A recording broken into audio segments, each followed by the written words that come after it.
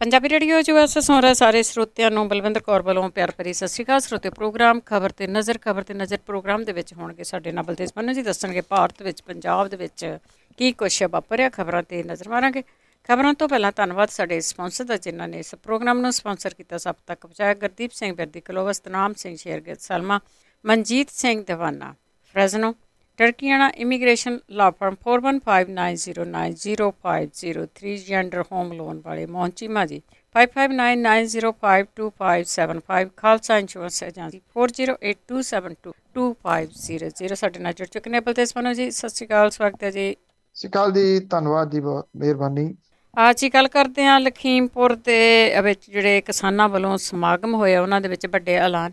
ਕੋਈ ਬੜਾ ਜਿਹੜਾ ਕੱਲ ਉਦਾਸੀ ਭਰਿਆ ਮਾਹੌਲ ਸੀਗਾ ਜੋ ਕੁਛ ਲਖੀਮਪੁਰ ਖੀਰੀ ਦੇ ਵਿੱਚ ਹੋਇਆ, ਕਿਸਾਨਾਂ ਨੂੰ ਦਰਣ ਵਾਲਾ। ਇਹਨਾਂ ਦੇ ਅੰਤਮ ਅਰਦਾਸ ਇੱਕ ਤਾਂ ਘਰਾਂ ਦੇ ਵਿੱਚ ਕੀਤੇ ਗਏ, ਮੁੜ ਕੇ ਇੱਕ ਸਮਾਗਮ ਸੰਯੁਕਤ ਕਿਸਾਨ ਮੋਰਚੇ ਦੇ ਵੱਲੋਂ ਕੀਤਾ ਗਿਆ। 4 ਕਿਸਾਨ ਤੇ ਇੱਕ ਪੱਤਰਕਾਰ ਜਿਹੜਾ ਪੰਜਵਾਂ ਸੀਗਾ, ਇਹਨਾਂ ਦੀ ਸਾਂਝੀ ਅਰਦਾਸ ਤਿਕੋਨੀਆਂ ਪਿੰਡ ਦੇ ਨੇੜੇ ਕੀਤੀ ਗਈ। ਇੱਥੇ ਇਹਨਾਂ ਦੀ ਯਾਦਗਾਰ ਬਣਾਉਣ ਦੇ ਵਾਸਤੇ ਵੀ ਐਲਾਨ ਕੀਤਾ ਗਿਆ ਕਿ ਉੱਥੇ ਤਿਕੋਨੀਆਂ ਪਿੰਡ ਦੇ ਵਿੱਚ ਇਹਨਾਂ ਮਰਹੂਮ ਕਿਸਾਨਾਂ ਦੀ ਯਾਦਗਾਰ ਬਣਾਈ ਜਾਊਗੀ, ਜਿੱਥੇ ਅਜੇ ਸੈਂਟਰ ਦੀ ਸਰਕਾਰ ਦੇ ਆਗੂ, ਪ੍ਰਧਾਨ ਮੰਤਰੀ, ਗ੍ਰਹਿ ਮੰਤਰੀ, ਇਹਨਾਂ ਦੀ ਚੁੱਪ ਇਸ ਮਸਲੇ ਦੇ ਉੱਤੇ ਕਾਇਮ ਹੈ। ਉਹਨਾਂ ਨੂੰ ਇਹ ਮਨੁੱਖੀ ਅਧਿਕਾਰ ਲੱਗਦੇ ਹੀ ਨਹੀਂ। ਦੂਜੇ ਪਾਸੇ ਕਿਸਾਨਾਂ ਦੇ ਵਿੱਚ ਇਸ ਵੱਡੇ ਇਕੱਠ ਦੇ ਨਾਲ ਰੋਹ ਹੋਰ ਵਧਿਆ। ਜੇ ਵੱਡੇ ਆਗੂਆਂ ਦੀ ਆਪਾਂ ਗੱਲ ਕਰੀਏ ਤਾਂ ਪ੍ਰਿਯੰਕਾ ਗਾਂਧੀ ਵਾਡਰਾ ਇਸ ਸਮਾਗਮ ਦੇ ਵਿੱਚ ਗਏ। ਉਹਨਾਂ ਨੇ ਇਹ ਗੱਲ ਕਹੀ ਕਿ ਅੱਜ ਮੈਂ ਅੰਤਮ ਅਰਦਾਸ ਲਈ ਆਈ ਹਾਂ, ਮੈਂ ਇੱਥੇ ਕੁਛ ਨਹੀਂ ਬੋਲਣਾ, ਇੰਨਾ ਜ਼ਰੂਰ ਹੈ ਕਿ ਆਖਰੀ ਸਾਹਾਂ ਤੱਕ ਕਿਸਾਨਾਂ ਨੂੰ ਨਿਆਂ ਦਿਵਾਉਣ ਦੇ ਵਾਸਤੇ ਲੜਾਂਗੇ। ਉਹਨੇ ਗੁਰੂ ਗ੍ਰੰਥ ਸਾਹਿਬ ਅੱਗੇ ਮੱਥਾ ਟੇਕਿਆ, ਉੱਥੇ ਜਿਹੜੀਆਂ ਮ੍ਰਿਤਕ ਕਿਸਾਨਾਂ ਦੀਆਂ ਤਸਵੀਰਾਂ ਸੀ ਉਹਦੇ ਉੱਤੇ ਫੁੱਲ ਚੜਾਏ। ਰਕੇਸ਼ ਟਕੈਤ ਹੋਰਾਂ ਨੇ ਇਹ ਗੱਲ ਕਹੀ ਕਿ ਰੈੱਡ ਕਾਰਪੇਟ ਗ੍ਰਿਫਤਾਰੀ ਹੋਈ ਆ ਆਸ਼ੀਸ਼ ਮਿਸ਼ਰਾ ਦੀ, ਤੇ ਗੁਲਦਸਤਾ ਨੁਮਾ ਉਹਦੇ ਤੋਂ ਪੁੱਛਗਿੱਛ ਕੀਤੀ ਜਾ ਰਹੀ ਹੈ।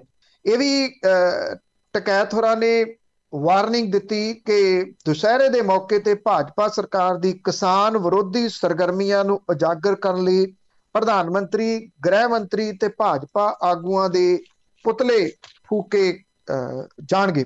ਇਹਦੇ ਵਿੱਚ ਸੰਯੁਕਤ ਕਿਸਾਨ ਮੋਰਚੇ ਦੇ ਲਗਭਗ ਸਾਰੇ ਆਗੂ ਪਹੁੰਚੇ ਹੋਏ ਸੀ, ਜਿਨ੍ਹਾਂ ਨੇ ਇਸ ਸਮਾਗਮ ਨੂੰ ਸੰਬੋਧਨ ਕੀਤਾ। ਤਿੱਖੀ ਸ਼ਬਦਾਵਲੀ ਦੇ ਨਾਲ ਕੇਂਦਰ ਦੀ ਸਰਕਾਰ ਨੂੰ ਘੇਰਿਆ। ਉੱਤਰ ਪ੍ਰਦੇਸ਼, ਹਰਿਆਣਾ, ਪੰਜਾਬ, ਰਾਜਸਥਾਨ ਤੇ ਹੋਰ ਦੂਰ ਤੋਂ ਵੀ ਇੱਥੇ ਆਗੂ ਪਹੁੰਚੇ ਹੋਏ ਸਨ। ਇਹਨਾਂ ਦੀ ਗਿਣਤੀ ਦੇ ਵਾਸਤੇ ਵੱਖੋ ਵੱਖ ਕਿਆਸ ਅਰਾਈਆਂ ਨੇ। ਆਉਣ ਜਾਣ ਲਾਈਏ ਤੇ ਲੱਖ ਤੋਂ ਉੱਪਰ ਬੰਦਾ ਇੱਥੇ ਇਕੱਠਾ ਹੋਇਆ। ਜਿਨ੍ਹਾਂ ਨੂੰ ਬੈਠਣ ਨੂੰ ਜਗ੍ਹਾ ਨਹੀਂ ਮਿਲੀ, ਉਹ ਮੱਥਾ ਟੇਕ ਕੇ ਜਾਂਦੇ ਰਹੇ। ਉੱਤਰਾਖੰਡ, ਹਿਮਾਚਲ ਪ੍ਰਦੇਸ਼ ਤੋਂ ਵੀ ਕਿਸਾਨ ਇੱਥੇ ਸ਼ਾਮਲ ਹੋਏ ਸੀ। ਉੱਤਰ ਪ੍ਰਦੇਸ਼ ਦੀ ਸਰਕਾਰ ਨੇ ਥਾਂ ਥਾਂ ਤੇ ਨਾਕੇ ਲਾ ਕੇ ਇਹਨਾਂ ਨੂੰ ਰੋਕਣ ਦੀ ਪੂਰੀ ਕੋਸ਼ਿਸ਼ ਕੀਤੀ। 4 ਵੱਡੇ ਨਾਕੇ ਲਾਏ ਉੱਤਰ ਪ੍ਰਦੇਸ਼ ਦੀ ਸਰਕਾਰ ਨੇ ਤਾਂ ਕਿ ਉੱਥੇ ਕਿਸਾਨਾਂ ਨੂੰ ਜਾਣ ਨਾ ਦਿੱਤਾ ਜਾਵੇ। ਪਰ ਕਿਸਾਨਾਂ ਦੇ ਮਨਾਂ ਦੇ ਅੰਦਰ ਜੋਸ਼ ਇੰਨਾ ਸੀਗਾ ਕਿ ਉਹ ਆਪਣੇ ਵਹੀਕਲ ਉੱਥੇ ਖੜੇ ਕਰਕੇ ਪੈਦਲ ਉਤਰੇ ਡਾਂਡੇ ਮੀਂਡੇ ਔਰ ਇੱਥੋਂ ਤੱਕ ਪਹੁੰਚੇ। ਜਿਹੜੇ ਇੱਥੇ ਕਿਸਾਨ ਸ਼ਹੀਦ ਹੋਏ ਆ ਤੇ ਇੱਕ ਪੱਤਰਕਾਰ, 5 ਜਾਣੇ ਜਿਹੜੇ ਉਹਨਾਂ ਦੇ ਜਿਹੜੇ ਐਸ਼ਸ ਨੇ, ਉਹਨਾਂ ਦੇ ਕਲਸ਼ ਬਣਾਏ ਗਏ ਨੇ। ਇਹ ਵੱਖੋ ਵੱਖਰੇ ਜਿਹੜੇ ਕਲਸ਼ ਬਣਾਏ ਗਏ ਨੇ, ਇਹ ਜਥਿਆਂ ਨੇ, ਵੱਖੋ ਵੱਖਰੇ ਏਰੀਆਜ਼ ਦੇ ਲੋਕਾਂ ਨੇ ਮੂਹਰੇ ਹੋ ਕੇ ਹਾਸਲ ਕੀਤੇ।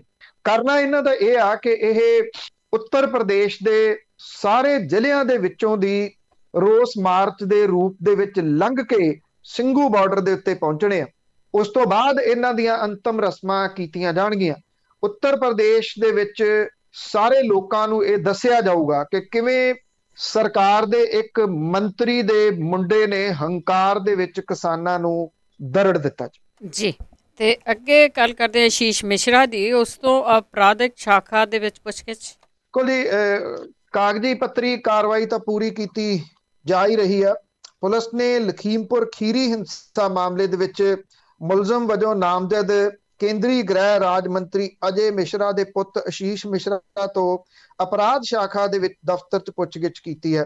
CJM ਕੋਰਟ ਨੇ 3 ਦਿਨ ਦੇ ਪੁਲਿਸ ਰਿਮਾਂਡ ਤੇ ਉਹਨੂੰ ਭੇਜਿਆ ਸੀਗਾ। ਲਖੀਮਪੁਰ ਖੀਰੀ ਹਿੰਸਾ ਮਾਮਲੇ ਦੇ ਵਿੱਚ ਸ਼ੇਖਰ ਭਾਰਤੀ ਨਾਂ ਦਾ ਇੱਕ ਹੋਰ ਬੰਦਾ ਗ੍ਰਿਫਤਾਰ ਕੀਤਾ ਗਿਆ। ਭਾਰਤੀ ਨੂੰ ਅਦਾਲਤ 'ਚ ਪੇਸ਼ ਕੀਤਾ ਗਿਆ। 14 ਦਿਨਾਂ ਦੀ ਉਹਨੂੰ ਨਿਆਇਕ ਹਿਰਾਸਤ ਦੇ ਵਿੱਚ ਭੇਜ ਦਿੱਤਾ। ਸੀਨੀਅਰ ਪ੍ਰੋਸੀਕਿਊਸ਼ਨ ਅਧਿਕਾਰੀ ਨੇ ਇਹ ਗੱਲ ਕਹੀ ਆ ਕਿ ਭਾਰਤੀ ਦਾ 14 ਦਿਨਾਂ ਪੁਲਿਸ ਰਿਮਾਂਡ ਮੰਗਿਆ ਸੀ ਤੇ ਇਸ ਬਾਰੇ ਸੁਣਵਾਈ ਅੱਜ ਹੋਊਗੀ। ਕਿਉਂਕਿ ਸੁਣਵਾਈ ਕੱਲ ਨਹੀਂ ਹੋਈ, ਇਸ ਕਰਕੇ ਅੱਜ ਇਹ ਪਤਾ ਲੱਗੂਗਾ ਕਿ ਇਹਦਾ ਕਿੰਨਾ ਰਿਮਾਂਡ ਮਿਲਦਾ। ਇਸ ਗ੍ਰਿਫਤਾਰੀ ਦੇ ਨਾਲ ਹੁਣ ਤੱਕ 4 ਜਿਹੜੇ ਵਿਅਕਤੀ ਨੇ ਉਹ ਗ੍ਰਿਫਤਾਰ ਹੋ ਚੁੱਕੇ ਹੋਏ ਨੇ ਇਸ ਮਾਮਲੇ ਦੇ ਵਿੱਚ।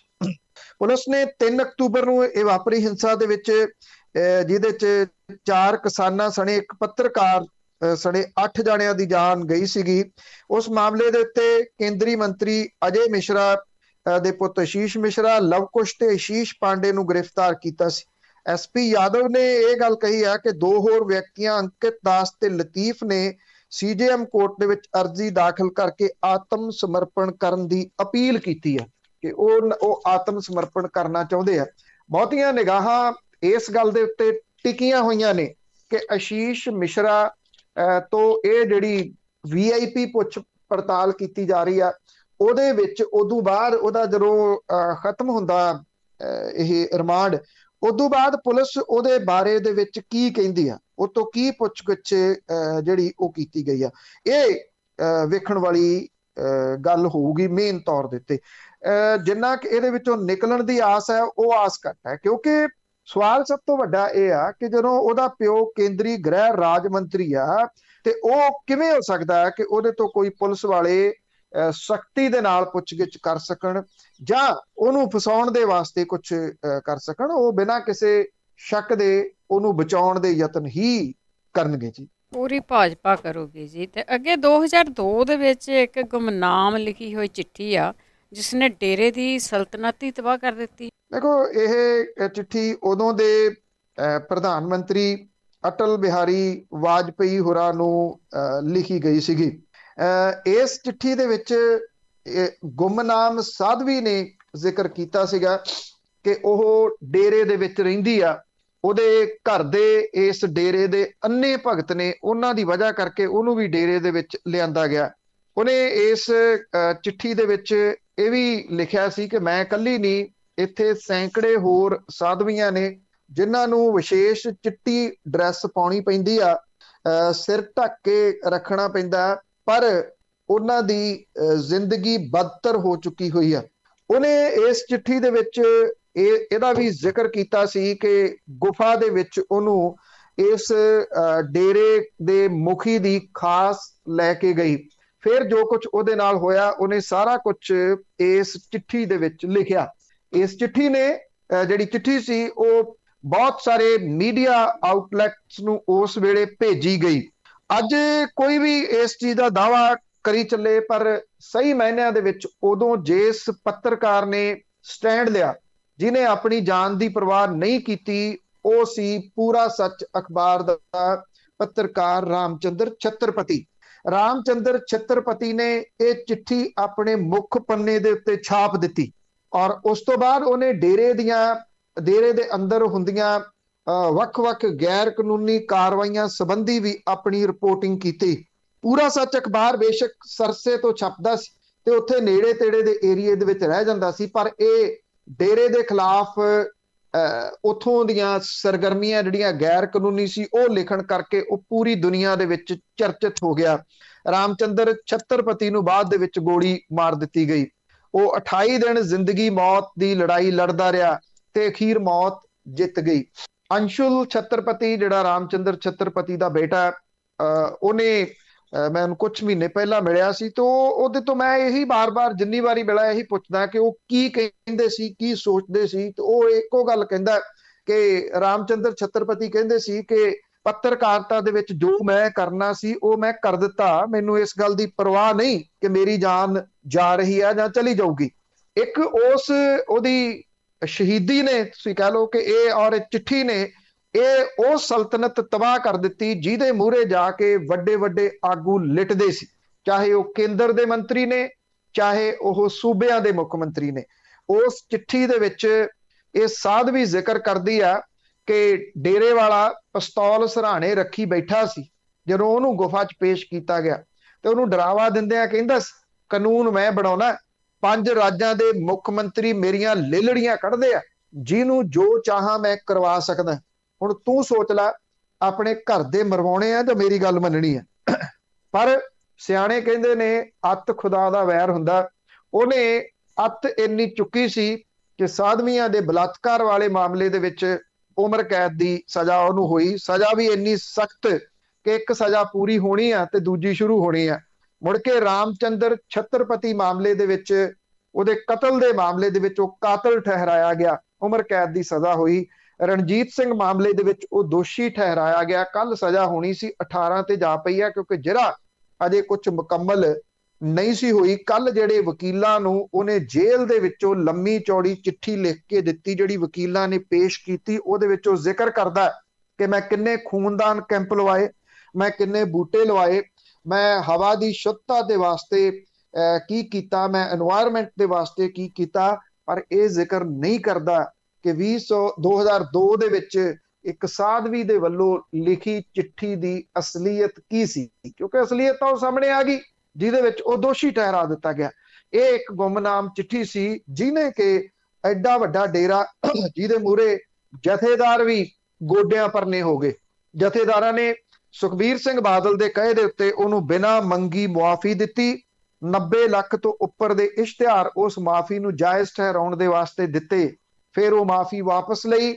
ਜਿਹੜਾ ਪੋਸ਼ਾਕ ਪਾ ਕੇ ਉਹਨੇ ਡਰਾਮਾ ਕੀਤਾ ਸੀ, ਉਹ ਕੇਸ ਵੀ ਅਕਾਲੀ ਭਾਜਪਾ ਸਰਕਾਰ ਨੇ ਵਾਪਸ ਲਿਆ। 2 ਕਤਲਾਂ ਦੇ ਵਿੱਚ ਦੋਸ਼ੀ ਤੇ ਬਲਾਤਕਾਰ ਦੇ ਮਾਮਲੇ ਦੇ ਵਿੱਚ ਦੋਸ਼ੀ ਕਰਾਰ ਦਿੱਤੇ ਜਾ ਚੁੱਕੇ ਗੁਰਮੀਤ ਰਾਮ ਰਹੀਮ ਦੇ ਬਾਰੇ ਦੇ ਵਿੱਚ ਅਜੇ ਤੱਕ ਜਥੇਦਾਰਾਂ ਤੋਂ ਮਾਫੀ ਦਿਵਾਉਣ ਵਾਲਿਆਂ ਨੇ ਮੂੰਹ ਨਹੀਂ ਖੋਲੇ।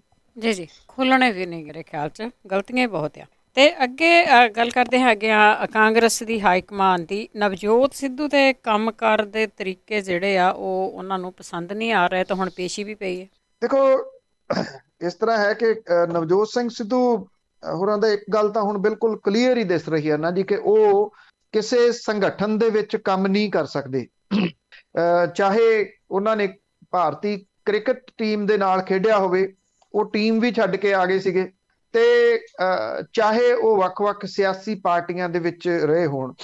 ਇੱਕ ਤਾਂ ਉਹ ਕਿਸੇ ਨਾਲ ਮਿਲ ਕੇ ਨਹੀਂ ਚੱਲ ਸਕਦੇ, ਦੂਜਾ ਉਹ ਕਿਸੇ ਦੀ ਸਲਾਹ ਨਹੀਂ ਲੈ ਸਕਦੇ, ਕਿਸੇ ਨੂੰ ਉਹ ਸੁਣ ਨਹੀਂ ਸਕਦੇ, ਕਿਸੇ ਨੂੰ ਉਹ ਬਰਦਾਸ਼ਤ ਨਹੀਂ ਕਰ ਸਕਦੇ। ਇਹ ਜ਼ਿਆਦਾ ਲਫ਼ਜ਼ ਬਿਹਤਰ ਹੋਊਗਾ ਕਿ ਕਿਸੇ ਹੋਰ ਨੂੰ ਉਹ ਬਰਦਾਸ਼ਤ ਨਹੀਂ ਕਰ ਸਕਦੇ, ਜਿਹੜੀ ਕਿ ਉਹਨਾਂ ਦੀ ਸਮੱਸਿਆ ਵੱਡੀ ਬਣੀ ਹੋਈ ਆ।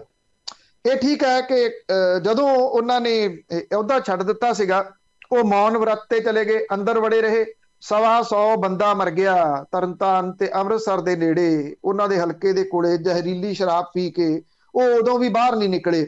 ਜਦੋਂ ਨਿਕਲੇ ਫਿਰ ਤਾਬੜਤੋੜ ਹਮਲੇ ਟਵਿੱਟਰ ਦੇ ਰਾਹੀਂ ਮੁੱਖ ਮੰਤਰੀ ਕੈਪਟਨ ਅਮਰਿੰਦਰ ਸਿੰਘ ਹੋਰਾਂ ਦੇ ਉੱਤੇ ਕੀਤੇ। ਇਹ ਥੋੜਾ ਜਿਹਾ ਯਾਦ ਕਰੋ ਤਾਂ ਜਦੋਂ ਟਰੈਕਟਰ ਰੈਲੀ ਹੋਈ ਸੀ, ਹਰੀਸ਼ ਰਾਵਤ ਉਹਨਾਂ ਨੂੰ ਮਨਾ ਕੇ ਲਿਆਏ, ਟਰੈਕਟਰ ਦੇ ਉੱਤੇ ਬਿਠਾਤਾ। ਜਿੱਥੇ ਅਗਲੀ ਰੈਲੀ ਹੋਈ, ਟਰੈਕਟਰ ਤੋਂ ਮਾਰ ਕੇ ਛਾਲ ਆਪਣੀ ਗੱਡੀ 'ਚ ਬਹਿ ਕੇ ਫਿਰ ਭੱਜ ਗਏ। ਹਾਈ ਕਮਾਂਡ ਫੜ ਕੇ ਉਹਨਾਂ ਨੂੰ ਲਿਆਉਂਦੀ ਰਹੀ। ਇਸ ਤਰ੍ਹਾਂ ਦਾ ਵੈਸੇ ਕਾਂਗਰਸ ਨੇ ਅੱਜ ਤੱਕ ਕਿਸੇ ਨੂੰ ਅਹੁਦਾ ਨਹੀਂ ਦਿੱਤਾ ਫੜ ਕੇ ਲਿਆ ਕੇ, ਜਿਵੇਂ ਨਵਜੋਤ ਸਿੰਘ ਸਿੱਧੂ ਹੋਰਾਂ ਨੂੰ ਦਿੱਤਾ। ਪਰ ਨਵਜੋਤ ਸਿੰਘ ਸਿੱਧੂ ਹੋਰੀ ਜਾਂ ਤਾਂ ਇਹ ਹੋ ਗਿਆ ਕਿ ਉਹ ਓਵਰ ਕੌਨਫੀਡੈਂਟ ਦੇ ਵਿੱਚ ਹੋ ਗਏ ਕਿ ਪਤਾ ਨਹੀਂ ਉਹ ਕੀ ਚੀਜ਼ ਨੇ ਕਿ ਉਹਨਾਂ ਤੋਂ ਬਿਨਾਂ ਕੁਝ ਚੱਲ ਹੀ ਨਹੀਂ ਸਕਦਾ। ਜਦੋਂ ਮੁੱਖ ਮੰਤਰੀ ਬਦਲਣ ਲੱਗੇ ਤੇ ਨਵਜੋਤ ਸਿੰਘ ਸਿੱਧੂ ਨੂੰ ਉਦੋਂ ਚੇਤਾ ਆਇਆ ਵੀ ਮੈਂ ਪ੍ਰਧਾਨ ਨਹੀਂ, ਮੈਂ ਤਾਂ ਮੁੱਖ ਮੰਤਰੀ ਬਣਨਾ ਸੀ। ਉਹਨਾਂ ਨੇ ਲੱਤ ਅੜਾਈ, ਪਹਿਲਾਂ ਸੁਨੀਲ ਜਾਖੜ ਹੋਰਾਂ ਦੇ ਮੁੱਖ ਮੰਤਰੀ ਬਣਨ ਦੇ ਵਿੱਚ ਲੱਤ ਅੜਾਈ, ਕਾਂਗਰਸ 'ਚ ਇੱਕ ਦੁਸ਼ਮਣ ਖੜਾ ਕਰ ਲਿਆ। ਸੁਖਜਿੰਦਰ ਸਿੰਘ ਰੰਧਾਵਾ ਹੋਰਾਂ ਦੇ ਉੱਤੇ ਗੁਣਾ ਪੈ ਗਿਆ ਲਗਭਗ।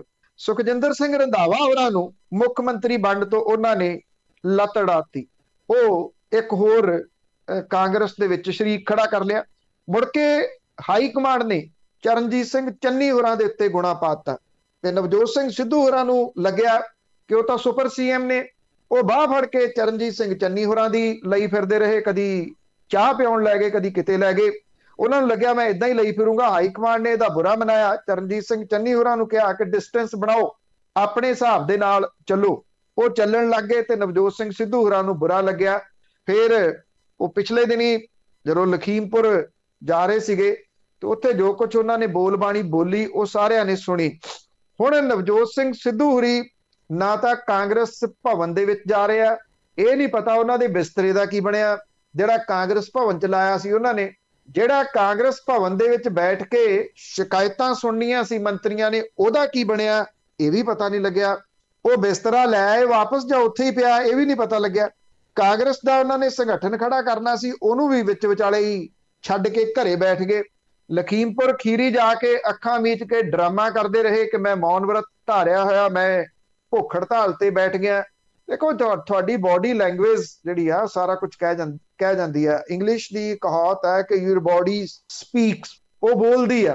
ਹਰੇਕ ਨੂੰ ਪਤਾ ਹੈ ਕਿ ਤੁਸੀਂ ਡਰਾਮਾ ਕਰ ਰਹੇ ਹੋ, ਅੱਖਾਂ ਮੀਚ ਕੇ ਤੁਸੀਂ ਅਜੀਬੋ ਗਰੀਬ ਟਾਈਪ ਦੀਆਂ ਹਰਕਤਾਂ ਕਰ ਰਹੇ ਹੋ। ਉਹ ਕਰਦੇ ਰਹੇ। ਹੁਣ ਕਾਂਗਰਸ ਹਾਈ ਕਮਾਨ ਔਖੀ ਜਾਪਦੀ ਹੈ। ਕਾਂਗਰਸ ਹਾਈ ਕਮਾਨ ਚਾਹੁੰਦੀ ਆ ਕਿ ਨਵਜੋਤ ਸਿੰਘ ਸਿੱਧੂ ਹੋਰੀ ਜਿਸ ਟਵਿੱਟਰ ਦੇ ਉੱਤੇ ਉਹਨਾਂ ਅਸਤੀਫਾ ਦਿੱਤਾ ਸੀ ਉਸੇ ਹੀ ਟਵਿੱਟਰ ਦੇ ਉੱਤੇ ਕਹਿਣ ਕਿ ਮੈਂ ਅਸਤੀਫਾ ਵਾਪਸ ਲੈ ਲਿਆ। ਕਾਂਗਰਸ ਹਾਈ ਕਮਾਨ ਆਪਣੇ ਮੂੰਹੋਂ ਨਹੀਂ ਕਹਿਣਾ ਚਾਹੁੰਦੀ ਕਿ ਅਸੀਂ ਨਵਜੋਤ ਸਿੰਘ ਸਿੱਧੂ ਦਾ ਅਸਤੀਫਾ ਪ੍ਰਵਾਨ ਨਹੀਂ ਕੀਤਾ। ਹਰੀਸ਼ ਰਾਵਤ ਹੋਰੀ ਕਹਿੰਦੇ ਆ ਕਿ ਮੈਨੂੰ ਤਾਂ ਅਸਤੀਫੇ ਦਾ ਪਤਾ ਹੀ ਨਹੀਂ। ਹੁਣ 14 ਨੂੰ ਹਾਈ ਕਮਾਨ ਨੇ ਸੱਦਿਆ ਜਿੱਥੇ ਹਰੀਸ਼ ਰਾਵਤ ਤੇ ਵੀਣੂ ਗੋਪਾਲ ਉੱਥੇ ਜਿਹੜੇ ਕਾਂਗਰਸ ਦੇ ਜਨਰਲ ਸਕੱਤਰ ਨੇ ਉਹ ਹਾਜ਼ਰ ਹੋਣਗੇ। ਪੁੱਛਿਆ ਇਹ ਜਾਊਗਾ ਕਿ ਕਾਂਗਰਸ ਦੇ ਸੰਗਠਨ ਦਾ ਕੀ ਬਣਿਆ। ਲੈ ਕੇ 2 ਮਹੀਨੇ ਰਹਿ ਗਏ। ਇਹ ਵੀ ਕਿਹਾ ਜਾ ਰਿਹਾ ਕਿ ਹਾਈ ਕਮਾਂਡ ਦੇ ਵੱਲੋਂ ਹੁਣ ਐਡਵੋਕੇਟ ਜਨਰਲ ਨਹੀਂ ਬਦਲਿਆ ਜਾਊਗਾ। ਜਿਹੜਾ ਡੀਜੀਪੀ ਵਾਲਾ ਮਾਮਲਾ ਸੀਗਾ ਉਹ UPSC ਦੇ ਕੋਲੇ ਫਾਈਲ ਗਈ ਆ, ਕਾਂਗਰਸ ਉਹਨੂੰ ਟਰਕਾਊਗੀ ਉਸ ਮਾਮਲੇ ਨੂੰ, ਅਜੇ ਉਹ ਕਿਸੇ ਪਾਸੇ ਨਹੀਂ ਲੱਗੂਗਾ। ਇਹ ਬਿਲਕੁਲ ਠੀਕ ਹੈ ਕਿ ਜਿਹੜੀਆਂ ਮੰਗਾਂ ਸੀ ਉਹ ਜਿਉਂ ਦੀਆਂ ਤਿਉਂ ਉੱਥੇ ਹੀ ਖੜੀਆਂ ਨੇ, ਜਿਹਨੂੰ ਲੈ ਕੇ ਕਾਂਗਰਸ ਪ੍ਰਧਾਨ ਬਦਲੇ ਗਏ ਸੀਗੇ। ਹਾਲਾਂਕਿ ਪ੍ਰਧਾਨ ਦਾ ਬਦਲਣਾ ਬਣਦਾ ਤਾਂ ਨਹੀਂ ਸੀ, ਪਰ ਨਵਜੋਤ ਸਿੰਘ ਸਿੱਧੂ ਹੋਰਾਂ ਨੂੰ ਬਣਾ ਦਿੱਤਾ ਗਿਆ। ਸਵਾਲ ਇਹ ਆ ਕਿ ਨਵਜੋਤ ਸਿੰਘ ਸਿੱਧੂ ਹੋਰੀ ਵੀ ਉਹਨਾਂ ਸਾਰੇ ਮਸਲਿਆਂ ਨੂੰ ਭੁੱਲ ਗਏ। ਚਿੱਟੇ ਨਾਲ ਰੋਜ਼ ਬੰਦਾ ਮਰ ਰਿਹਾ, ਉਹ ਚੁੱਪ ਨੇ। ਬਰਗਾੜੀ ਵਾਲੀਆਂ ਘਟਨਾਵਾਂ ਦੇ ਮਾਮਲੇ ਦੇ ਵਿੱਚ ਅਦਾਲਤ ਦੇ ਵਿੱਚ ਜਿੱਡੀ ਢਿੱਲੀ ਕਾਰਵਾਈ ਆ, ਨਵਜੋਤ ਸਿੰਘ ਸਿੱਧੂ ਬਿਲਕੁਲ ਚੁੱਪ ਨੇ। ਪਾਵਰ ਪਰਚੇਜ਼ ਐਗਰੀਮੈਂਟ ਜਿਹੜਾ ਮੁੱਦਾ ਬੜਾ ਉਠਾਇਆ ਸੀਗਾ, ਆ ਬਿਜਲੀ ਦਾ ਐਡਾ ਵੱਡਾ ਮੁੱਦਾ ਬਣ ਗਿਆ, ਉਹ ਫੇਰ ਚੁੱਪ ਨੇ। ਹੁਣ ਇਹ ਕਿਹਾ ਜਾ ਰਿਹਾ ਕਿ ਹਾਈ ਕਮਾਨ ਇਹ ਸੋਚਦੀ ਆ ਕਿ ਕੁਝ ਜ਼ਿਆਦਾ ਪਾਵਰ ਦਿੱਤੀ ਗਈ ਨਵਜੋਤ ਸਿੰਘ ਸਿੱਧੂ ਹੋਰਾਂ ਨੂੰ, ਜਿਹੜੀ ਉਹਨਾਂ ਨੂੰ ਸ਼ਾਇਦ ਪਚ ਨਹੀਂ ਰਹੀ। ਜੇ ਨਵਜੋਤ ਸਿੰਘ ਸਿੱਧੂ ਹੋਰੀ ਅਜੇ ਵੀ ਆਪਣਾ ਤਰੀਕਾ ਸਲੀਕਾ ਬਦਲਦੇ ਨਹੀਂ ਤੇ ਲੱਗਦਾ ਨਹੀਂ ਕਿ ਉਹ ਰਾਜਨੀਤੀ ਦੇ ਵਿੱਚ ਬਹੁਤੀ ਦੇਰ ਫਿੱਟ ਹੋ ਕੇ ਚੱਲ ਸਕਣਗੇ। ਜੀ, ਅੱਗੇ ਬਿਜਲੀ ਦੀ ਸਮੱਸਿਆ ਦੀ ਗੱਲ ਕਰੀਏ ਤਾਂ ਬਹੁਤ ਜ਼ੋਰਾਂ ਤੇ ਆ। ਪਾਵਰਕਾਮ ਨੇ ਸਭ ਤੋਂ ਵੱਧ ਮਹਿੰਗੀ ਬਿਜਲੀ ਖਰੀਦੀ ਹੈ। ਦੇਖੋ ਇਹ ਜਿਹੜਾ ਪੰਜਾਬ ਬਿਜਲੀ ਸੰਕਟ ਦਾ ਟਾਟਾ ਪਾਵਰ ਹੈ ਉਹ ਰਾਸ ਆਉਣ ਲੱਗਾ। ਇਹਨੇ ਪਹਿਲਾਂ ਪੰਜਾਬ ਨੂੰ ਬਿਜਲੀ ਦੇਣੀ ਬੰਦ ਕੀਤੀ ਸੀ। ਹੁਣ ਜਦੋਂ ਬਿਜਲੀ ਸੰਕਟ ਬਣ ਗਿਆ ਤਾਂ ਟਾਟਾ ਪਾਵਰ ਨੇ ਪਾਵਰਕਾਮ ਨੂੰ ਘੁਰਕੀ ਦਿੱਤੀ ਆ ਕਿ ਜੇ ਪੰਜਾਬ ਨੇ ਦੁੱਗਣੇ ਭਾਅ ਤੇ ਬਿਜਲੀ ਨਾ ਖਰੀਦੀ ਤਾਂ ਉਹ ਐਕਸਚੇਂਜ ਦੇ ਵਿੱਚ ਬਿਜਲੀ ਵੇਚ ਦੇਣਗੇ। ਪਾਵਰਕਾਮ ਨੇ ਕਰੀਬ 5.5 ਰੁਪਏ ਪ੍ਰਤੀ ਯੂਨਿਟ ਦੇ ਲਿਹਾਜ਼ ਦੇ ਨਾਲ ਟਾਟਾ ਮੁੰਦਰਾ ਤੋਂ ਬਿਜਲੀ ਖਰੀਦਣ ਦੀ ਹਾਮੀ ਭਰੀ ਆ, ਜਦੋਂ ਕਿ ਟਾਟਾ ਮੁੰਦਰਾ ਨੇ ਬਿਜਲੀ ਖਰੀਦ ਸਮਝੌਤੇ ਦੇ ਮੁਤਾਬਕ 2 ਰੁਪਏ 90 ਪੈਸੇ ਪਰ ਯੂਨਿਟ ਦੇ ਹਿਸਾਬ ਦੇ ਨਾਲ ਦੇਣੀ ਸੀਗੀ। ਟਾਟਾ ਪਾਵਰ ਦਾ ਗੁਜਰਾਤ ਦੇ ਵਿੱਚ 4000 ਮੈਗਾਵਾਟ ਦਾ ਟਾਟਾ ਮੁੰਦਰਾ ਥਰਮਲ ਪਲਾਂਟ ਹੈ, ਜਿੱਥੋਂ ਪੰਜਾਬ ਨੂੰ 475 ਮੈਗਾਵਾਟ ਬਿਜਲੀ ਮਿਲਦੀ ਹੈ। ਪਾਵਰਕਾਮ ਨੇ 22 ਅਪ੍ਰੈਲ 2007 ਨੂੰ ਟਾਟਾ ਪਾਵਰ ਦੇ ਨਾਲ 25 ਸਾਲਾਂ ਦੇ ਵਾਸਤੇ ਕਰੀਬ 2 ਰੁਪਏ 90 ਪੈਸੇ ਪਰ ਯੂਨਿਟ ਦੇ ਹਿਸਾਬ ਦੇ ਨਾਲ ਬਿਜਲੀ ਸਮਝੌਤਾ ਕੀਤਾ ਸੀ। ਕੁਝ ਅਰਸੇ ਤੋਂ ਟਾਟਾ ਮੁੰਦਰਾ ਨੇ ਬਿਜਲੀ ਸਮਝੌਤੇ ਦੀ ਪਰਵਾਹ ਕੀਤੇ ਬਿਨਾਂ ਪੰਜਾਬ ਨੂੰ ਘੱਟ ਬਿਜਲੀ ਦੇਣੀ ਸ਼ੁਰੂ ਕਰਤੀ ਤੇ 2 ਮਹੀਨਿਆਂ ਤੋਂ ਟਾਟਾ ਮੁੰਦਰਾ ਨੇ ਪੰਜਾਬ ਨੂੰ ਬਿਜਲੀ ਦੇਣੀ ਬੰਦ ਕਰ ਦਿੱਤੀ, ਜਿਹੜੀ ਕਿ ਬਿਜਲੀ ਸਮਝੌਤੇ ਦੀ ਸਾਫ਼ ਉਲੰਘਣਾ। ਪੰਜਾਬ 'ਚ ਹੁਣ ਬਿਜਲੀ ਸੰਕਟ ਬਣਿਆ, ਪਾਵਰ ਕੱਟ ਲਾਉਣੇ ਪੈ ਰਹੇ ਆ। ਟਾਟਾ ਪਾਵਰ ਨੇ ਮੌਕੇ ਦਾ ਫਾਇਦਾ ਉਠਾਉਂਦਿਆਂ ਪਾਵਰਕਾਮ ਨੂੰ ਲਿਖਤਾ ਕਿ ਜਿਹੜੀ ਆਫਰ 'ਚ ਕੀਤੇ ਭਾਅ ਨੂੰ ਪਾਵਰਕਾਮ ਨੇ ਸਵੀਕਾਰ ਕਰ ਲਿਆ। ਜਿਹੜੇ ਸਵਾਲ ਖੜੇ ਹੋ ਰਹੇ ਆ ਕਿ ਪਾਵਰਕਾਮ ਬਿਜਲੀ ਸਮਝੌਤੇ ਦੀ ਉਲੰਘਣਾ ਕਰਕੇ 2 ਰੁਪਏ 90 ਪੈਸੇ ਦੀ ਜਗ੍ਹਾ ਦੁੱਗਣੇ ਭਾਅ ਦੇ ਉੱਤੇ ਬਿਜਲੀ ਖਰੀਦਣ ਲਈ ਰਜ਼ਾਮੰਦ ਕਿਉਂ ਹੋਇਆ। ਇਹ ਕਿਹਾ ਜਾ ਰਿਹਾ ਕਿ ਜੇ ਭਵਿੱਖ ਦੇ ਵਿੱਚ ਐਕਸਚੇਂਜ 'ਚ ਬਿਜਲੀ ਮਹਿੰਗੀ ਹੋਣ ਦਾ ਹਵਾਲਾ ਦੇ ਕੇ ਪੰਜਾਬ ਦੇ ਪ੍ਰਾਈਵੇਟ ਥਰਮਲਾਂ ਨੇ ਵੀ ਬਿਜਲੀ ਸਮਝੌਤੇ ਦੇ ਮੁਤਾਬਕ ਆਪਣੇ ਭਾਅ ਦੇ ਉੱਤੇ ਬਿਜਲੀ ਵੇਚਣ ਦੀ ਧਮਕੀ ਦੇ ਦਿੱਤੀ ਤਾਂ ਫਿਰ ਪਾਵਰਕਾਮ ਕੀ ਕਰੂਗਾ। ਪਾਵਰਕਾਮ ਦੇ ਸੀਨੀਅਰ ਅਧਿਕਾਰੀ ਇਹ ਤਰਕ ਦਿੰਦੇ ਆ ਕਿ ਐਕਸਚੇਂਜ ਦੇ ਵਿੱਚੋਂ ਇਸ ਵੇਲੇ ਕਰੀਬ 16 ਰੁਪਏ ਪ੍ਰਤੀ ਯੂਨਿਟ ਬਿਜਲੀ ਮਿਲ ਰਹੀ ਆ। ਟਾਟਾ ਮੁੰਦਰਾ ਤੋਂ 5.5 ਰੁਪਏ ਪ੍ਰਤੀ ਯੂਨਿਟ ਬਿਜਲੀ ਲੈਣ ਦਾ ਫੈਸਲਾ ਜਿਹੜਾ ਉਹ ਲਿਆ ਗਿਆ। ਟਾਟਾ ਮੁੰਦਰਾ ਤੋਂ ਬਿਜਲੀ ਲਈ ਜਾਊਗੀ, ਉਸ ਤੋਂ ਬਾਅਦ ਅਗਲਾ ਫੈਸਲਾ ਲਿਆ ਜਾਊਗਾ। ਪਤਾ ਹੀ ਕੁਛ ਨਹੀਂ ਲੱਗ ਰਿਹਾ ਸਰਕਾਰ ਨੂੰ ਕਰਨਾ ਕੀ ਹੈ, ਸਰਕਾਰ ਕਿਵੇਂ ਚਲਾਉਣੀ ਹੈ। ਜਿਹੜੀ ਚੀਜ਼ ਦਾ ਪ੍ਰਚਾਰ ਕੀਤਾ ਜਾ ਰਿਹਾ ਉਹ ਪ੍ਰਚਾਰ ਇਹੀ ਕੀਤਾ ਜਾ ਰਿਹਾ ਜੀ, ਦੇਖੋ ਸਾਦਾ ਵਿਆਹ ਕਰ ਲਿਆ, ਬਹੁਤ ਸਾਦਾਪਣ। ਸਾਦੇ ਵਿਆਹ ਦੀਆਂ ਵੀਡੀਓ ਵੀ ਇਸ ਤਰ੍ਹਾਂ ਦੀਆਂ ਆਈਆਂ ਨੇ ਕਿ ਉਹ ਦਾਰੂ ਉੱਥੇ ਅਵੇਲੇਬਲ ਸੀ ਜਿਹੜੀ ਪੰਜਾਬ ਦੇ ਵਿੱਚ ਆਮ ਮਿਲਦੀ ਵੀ ਨਹੀਂ। ਪਤਾ ਨਹੀਂ ਕਿਹੋ ਜਿਹਾ ਸਾਦਾ ਵਿਆਹ ਸੀ ਜਿਹਦੀ ਤਾਰੀਫ ਜਥੇਦਾਰ ਵੀ ਕਰਿਆ। ਮਰਿੰਡੇ ਦੇ ਵਿੱਚ ਕਿਸਾਨਾਂ ਤੇ ਪੁਲਿਸ ਦੇ ਵਿਚਕਾਰ ਟਕਰਾਓ ਹੋਣ ਵਾਲਾ ਹੀ ਸੀਗਾ। ਦੇਖੋ ਪਹਿਲਾਂ ਜਿਹੜੇ ਕੁੱਟ ਖਾਣ ਲਈ ਬਠਿੰਡੇ ਜਾਂਦੇ ਸੀ ਬਹੁਤੇ, ਉਹ ਲੰਬੀ ਜਾਂਦੇ ਸੀ, ਫਿਰ ਪਟਿਆਲੇ ਆਉਣ ਲੱਗੇ ਕੁੱਟ ਖਾਣ ਲਈ। ਪਟਿਆਲੇ ਕੁੱਟ ਦਾ ਉਹ ਅੱਡਾ ਬਣਿਆ ਕਿ ਇੱਥੇ ਜਿਹੜਾ YPS ਚੌਕ ਆ ਉਹ ਗੂਗਲ ਦੇ ਉੱਤੇ ਵੀ ਇਹ ਆ ਗਿਆ ਕਿ ਬੇਰੁਜ਼ਗਾਰਾਂ ਨੂੰ ਕੁੱਟਣ ਵਾਲੀ ਜਗ੍ਹਾ। ਹੁਣ ਮੁੱਖ ਮੰਤਰੀ ਬਦਲ ਗਏ, ਇਹ ਸੜਕ ਜਿਹੜੀ ਆ ਉਹ ਕਪਤਾਨ ਦੇ ਘਰ ਦੇ ਮੂਹਰਿਓਂ ਦੀ ਜਿਹੜੀ ਲੰਘਦੀ ਆ ਉੱਥੇ ਰੋਕਾਂ ਅਜੇ ਵੀ ਪਈਆਂ ਨੇ। ਜਦੋਂ ਜੀ ਕਰਦਾ ਪਤਾ ਨਹੀਂ ਪੁਲਿਸ ਵਾਲਿਆਂ ਦੇ ਹੱਥਾਂ ਤੇ ਖੁਰਕ ਹੁੰਦੀ ਹੈ, ਉਹ ਚੁੱਕ ਕੇ ਇਹਨਾਂ ਰੋਕਾਂ ਨੂੰ ਫੇਰ ਸੜਕ ਦੇ ਵਿਚਾਲੇ ਕਰ ਦਿੰਦੇ ਆ। ਉਹਨਾਂ ਨੂੰ ਇਉਂ ਲੱਗਦਾ ਵੀ ਸ਼ਾਇਦ ਹੋ ਸਕਦਾ ਅੱਜ ਹੀ ਕੋਈ ਜਥਾ ਆ ਜੇ ਕੁੱਟ ਖਾਣ ਦੇ ਵਾਸਤੇ। ਉਹ ਇਹ ਭੁੱਲਦੇ ਆ ਕਿ ਹੁਣ ਕੁੱਟ ਖਾਣ ਦੇ ਵਾਸਤੇ ਇਹ ਲੋਕ ਮਰਿੰਡੇ ਜਾਂਦੇ ਆ, ਕਿਉਂਕਿ ਮਰਿੰਡੇ ਉੱਥੇ ਮੁੱਖ ਮੰਤਰੀ ਦਾ ਘਰ ਹੈ। ਜ਼ਮੀਨ ਪ੍ਰਾਪਤੀ ਸੰਘਰਸ਼ ਕਮੇਟੀ ਦੇ ਵੱਲੋਂ ਆਪਣੀਆਂ ਮੰਗਾਂ ਲਈ ਚਰਨਜੀਤ ਸਿੰਘ ਚੰਨੀ ਦੀ ਰਿਹਾਇਸ਼ ਦੇ ਵੱਲ ਕੱਢੇ ਰੋਸ ਮਾਰਚ ਦੇ ਵਿੱਚ ਪੁਲਿਸ ਦੇ ਵਿੱਚ ਤਕਰਾਰ ਹੋ ਗਈ, ਜਦੋਂ ਕਿ ਕਮੇਟੀ ਦੇ 16 ਮੈਂਬਰ ਤੇ 5 ਪੁਲਿਸ ਵਾਲੇ ਜ਼ਖਮੀ ਹੋਏ ਆ। ਜਿਹੜੀ ਇੱਥੇ ਪੰਚਾਇਤ ਜ਼ਮੀਨ ਚੋਂ ਤੀਜਾ ਹਿੱਸਾ ਜਿਹੜਾ ਦਲਿਤਾਂ ਨੂੰ ਪੱਕੇ ਤੌਰ ਤੇ ਦੇਣਾ, ਸੁਸਾਇਟੀ ਦੀਆਂ ਜ਼ਮੀਨਾਂ ਦੇ ਬਿਨਾਂ ਸ਼ਰਤ ਮਾਲਕੀ ਹੱਕ ਲੈਣੀ, ਲੋੜਵੰਦ ਪਰਿਵਾਰਾਂ ਨੂੰ 5-5 ਮਰਲੇ ਪਲਾਟ ਦਿਵਾਉਣ ਸੰਬੰਧੀ ਰਾਮਬਾਗ ਮਾਰਗ ਦੇ ਰਾਹੀਂ ਸ਼ਹਿਰ ਦੇ ਵਿੱਚ ਰੋਸ ਮਾਰਚ ਕੱਢਿਆ ਗਿਆ ਸੀਗਾ। ਇਹ ਧਰਨਾ ਲਾ ਕੇ ਬਹਿ ਗਏ ਤੇ ਅੱਗੋਂ ਫਿਰ ਪੁਲਿਸ ਆ ਗਈ ਉਹੀ, ਤੇ ਉਹਨਾਂ ਦੇ ਵਿੱਚ ਵੀ ਉਹ ਪਟਿਆਲੇ ਦੀ ਪੁਲਿਸ ਵਾਲਾ ਜਿੰਨ ਆ ਗਿਆ ਤੇ ਉਹਨਾਂ ਨੇ ਡਾਂਗਾ ਜਿਹੜੀਆਂ ਸੀ ਉਹ ਚੁੱਕ ਲੀਆਂ। ਹਾਲਾਂਕਿ ਪੁਲਿਸ ਇਹ ਗੱਲ ਕਹਿੰਦੀ ਆ ਕਿ ਮੰਗ ਪੱਤਰ ਉਹਨਾਂ ਨੇ ਦੇਣਾ ਸੀਗਾ ਤੇ ਕਹਿੰਦੇ ਭੀੜ ਹਿੰਸਕ ਹੋ ਗਈ ਤੇ ਉਹਨਾਂ ਨੇ ਪੁਲਿਸ ਦੇ ਉੱਤੇ ਪੱਥਰ ਸੁੱਟਣੇ ਸ਼ੁਰੂ ਕਰ ਦਿੱਤੇ। ਪੱਥਰ ਕਿਵੇਂ ਸੁੱਟੇ, ਕਿਹਨੇ ਸੁੱਟੇ, ਇਹ ਇੱਕ ਬਹਾਨਾ। ਪੁਲਿਸ ਨੂੰ ਕਹਿੰਦੇ ਜੀ ਮਜਬੂਰ ਹੋਣਾ ਪਿਆ ਡਾਂਗਾ ਵਰਤਣ ਲਈ। ਇਹ ਤਰੀਕਾ ਪੁਲਿਸ ਅਕਸਰ ਅਪਣਾਉਂਦੀ ਹੈ। ਜਿਹੜੇ ਲੋਕ ਸੰਘਰਸ਼ ਕਰਦੇ ਨੇ, ਜਿਹੜੇ ਲੋਕ ਰੋਸ ਮੁਜ਼ਾਹਰੇ ਕਰਦੇ ਨੇ, ਉਹਨਾਂ ਦੇ ਵਿੱਚ ਆਪਣੇ ਬੰਦੇ ਕਿਰਾਏ ਵਾਲੇ ਵਾੜ ਦਿੰਦੀ ਹੈ। ਉਹਨਾਂ ਨੇ ਕਰਨਾ ਸਿਰਫ ਇੰਨਾ ਹੁੰਦਾ ਕਿ 2-4 ਪੱਥਰ ਸੁੱਟ ਦੇਣੇ ਹੁੰਦੇ ਆ ਪੁਲਿਸ ਵਾਲੇ ਪਾਸੇ ਤੇ ਮੁੜ ਕੇ ਉਸ ਤੋਂ ਬਾਅਦ ਫਿਰ ਅਗਲੀ ਕਾਰਵਾਈ ਪੁਲਿਸ ਨੇ ਪਾਉਣੀ ਹੁੰਦੀ ਹੈ। ਪੁਲਿਸ ਨੇ ਸਹੀ ਪੁੱਛੋ ਤੇ ਲੰਮੇ ਪਾ ਕੇ ਉੱਥੇ ਜਿਹੜੇ ਲੋਕ ਉਹ ਕੁੱਟੇ। 16 ਜਾਣੇ ਜ਼ਖਮੀ ਹੋਏ ਨੇ।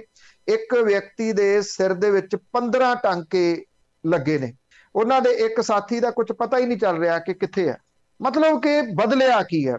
ਜਿਹੜੇ ਹੋਰਡਿੰਗਸ ਨੇ ਉਹ ਉਦਾਂ ਹੀ ਲੱਗੇ ਨੇ, ਉਹਦੇ ਉੱਤੇ ਕੈਪਟਨ ਅਮਰਿੰਦਰ ਸਿੰਘ ਦੀ ਜਗ੍ਹਾ ਦੇ ਉੱਤੇ ਚਰਨਜੀਤ ਸਿੰਘ ਚੰਨੀ ਹੋਰਾਂ ਦੀ ਫੋਟੋ ਲੱਗੀ ਆ ਤੇ ਰੇਡੀਓ ਦੇ ਉੱਤੇ ਚੱਲਦੇ ਕਮਰਸ਼ਲਾਂ ਦੇ ਵਿੱਚ ਚਰਨਜੀਤ ਸਿੰਘ ਚੰਨੀ ਹੋਰੀ ਬੋਲਣ ਲੱਗੇ ਆ ਤੇ ਇੱਕ ਗੱਲ ਬੜੇ ਵੱਡੇ ਪੱਧਰ ਦੇ ਉੱਤੇ ਰੇਡੀਓ ਤੇ ਆਉਂਦੀ ਐਡ ਤੇ ਪ੍ਰਚਾਰੀ ਜਾਂਦੀ ਆ, ਘਰ ਘਰ ਦੇ ਵਿੱਚ ਚੱਲੀ ਗੱਲ, ਚੰਨੀ ਕਰਾਉਂਦਾ ਮਸਲੇ ਹੱਲ।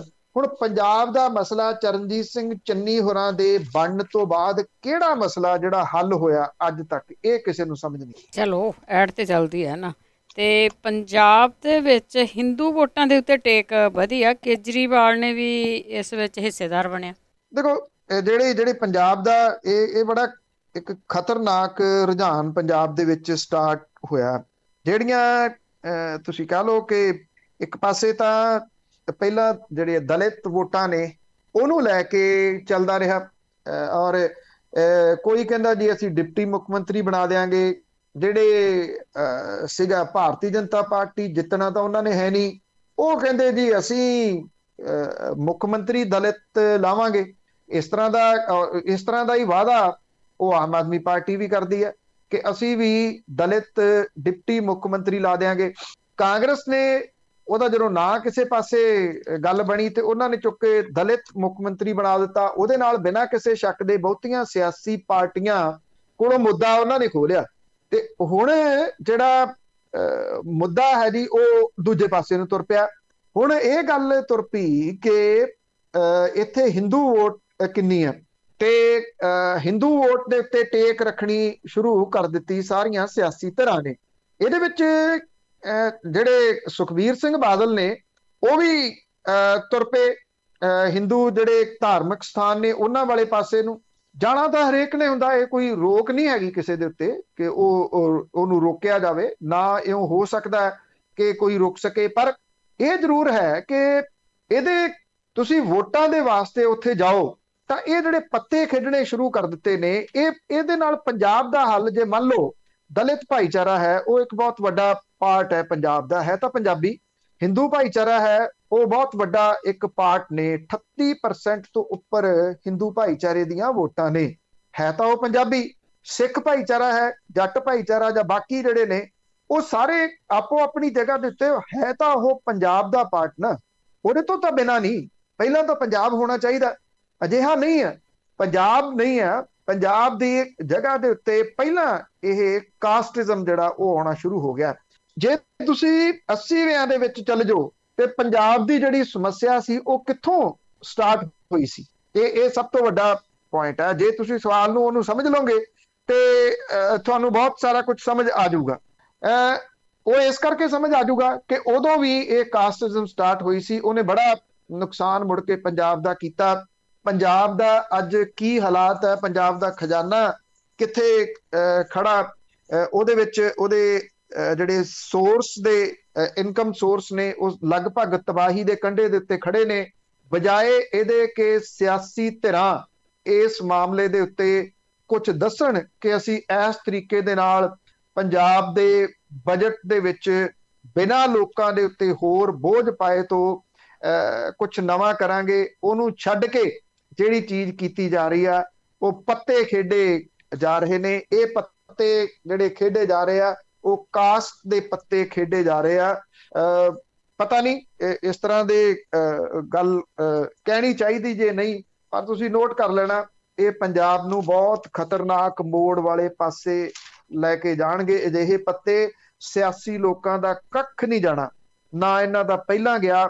ਇਹ ਲੋਕ ਛਾਲ ਮਾਰ ਕੇ ਦੂਜੇ ਪਾਸੇ ਖੜੇ ਹੋ ਜਾਣਗੇ। ਜੇ ਨੁਕਸਾਨ ਹੋਊਗਾ ਤੇ ਇਹਨਾਂ ਭਾਈਚਾਰਿਆਂ ਦਾ ਹੋਊਗਾ। ਜੀ ਬਿਲਕੁਲ ਬਿਲਕੁਲ, ਸਾਰੀ ਪੋਲਿਟਿਕਸ ਤੇ ਇਸੇ ਚੀਜ਼ ਦੀ ਹੈਗੀ ਆ। ਤਾਂ ਅਖੀਰ ਦੇ ਵਿੱਚ ਗੱਲ ਕਰਦੇ ਹਾਂ, ਪਿੰਡਾਂ ਦੇ ਪੁੱਤ ਅੱਤਵਾਦੀਆਂ ਦੇ ਹੱਥੋਂ ਸ਼ਹੀਦ ਹੋਏ ਤੇ ਉਹਨਾਂ ਦਾ ਸੰਸਕਾਰ ਵੀ ਅੱਜ। ਦੇਖੋ ਮੈਂ ਇਹਨੂੰ ਇਸ ਪੁਆਇੰਟ ਆਫ ਵਿਊ ਨਾਲ ਜਿਹੜਾ ਲੈਣਾ ਜੀ ਕਿ ਜਿਹੜੇ ਕਿਸਾਨ ਅੰਦੋਲਨ ਜਿਉਂ ਸਟਾਰਟ ਹੋਇਆ, ਇਹਨਾਂ ਨੂੰ ਅੱਤਵਾਦੀ, ਖਾਲਿਸਤਾਨੀ, ਵੱਖਵਾਦੀ ਅੰਦੋਲਨ ਜੀਵੀ ਪ੍ਰਧਾਨ ਮੰਤਰੀ ਹੋਰਾਂ ਨੇ ਆਖਿਆ, ਇੰਨਾ ਕੁਝ ਕਿਹਾ ਕਿ ਇਹਨਾਂ ਦੀ ਪੇਸ਼ੈਂਸ ਪਰਖੀ ਗਈ। ਇਹ ਫੇਰ ਵੀ ਟਸ ਤੋਂ ਮਸ ਨਹੀਂ ਹੋਏ।